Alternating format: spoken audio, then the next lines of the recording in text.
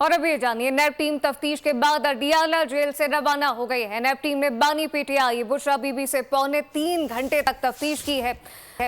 बलगरी jewellery set के हवाले से मुख्तलिफ सवालात पूछे गए हैं, जबकि नैब ने गुज़िश्ता रोज बानी पीटीआई एहलिया का जिस्मानी रिमांड हासिल किया था। नैब टीम ने मुल्जिमान को 2 दिन कबल अडियाला जेल में गिरफ्तार किया था। इस मुतालिक तफसीलात क्या है, इसरार से जानते जी। इसरार,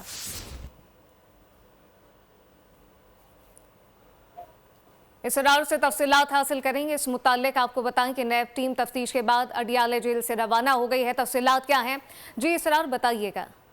जी बिल्कुल, आज रावलपिंडी के अडियाला जेल में नैब की जो 2 रुकनी तफ्तीशी टीम थी वो 4 घंटे तक बानी पीटीआई और बुशरा बीबी से तफ्तीश करती रही है।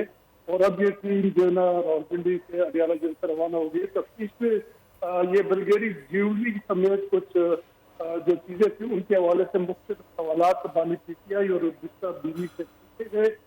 नैब टीम ने गुज़श्ता